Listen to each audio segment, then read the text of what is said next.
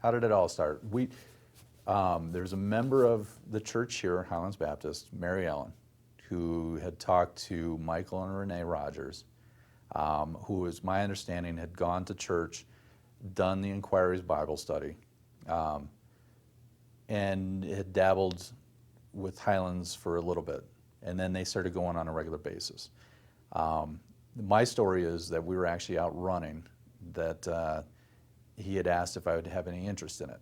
So something inside of me said, absolutely, let's try it. And the next thing I know, that it was within a month or 2 months, we had set it up, and here you were sitting in our living room saying, okay, let's see what is everyone about and what do you want to learn. I do remember it was probably the third series out of the 4, and for me it was almost like I didn't want it to end. I wanted it to say, hey, listen, you're leaving me here saying I'm a sinner and I'm not saved.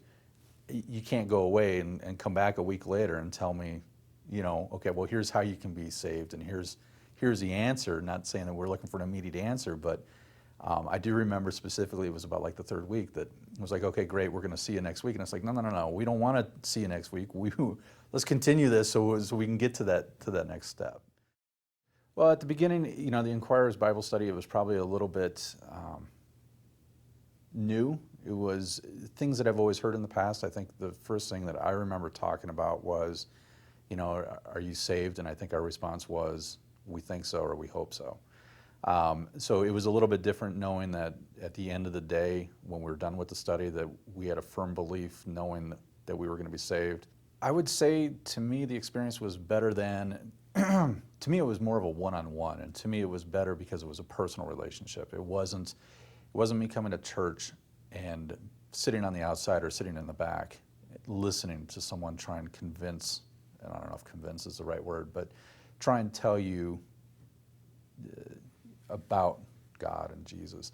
So the experience of sitting around a table, I thought it was an intimate experience. I thought it was a great one-on-one relationship, and it was there, as you know, to answer a lot of questions. And I think that you can get that sitting across a table more so than you can in a room, maybe even with 20 people. I mean, I think it was great that you and I could sit back and we were, as you know, had a lot of questions, and you were able to answer a lot of it.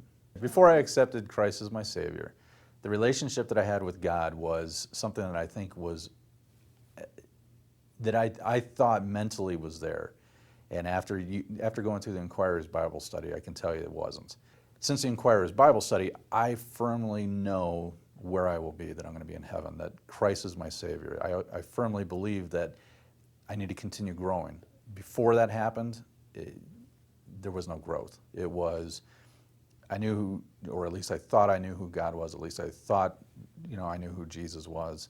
But that's about it. The Learning to Live with God class was by far the best class that I could have taken. So the Inquirer's Bible study got the ball in motion. The Learning to Live with God took dedication. And at the beginning, there was probably a little bit of hesitancy going to it, but I tell you, that by far was absolutely the best class that we could have taken. And it was taken as a family, both my wife and myself.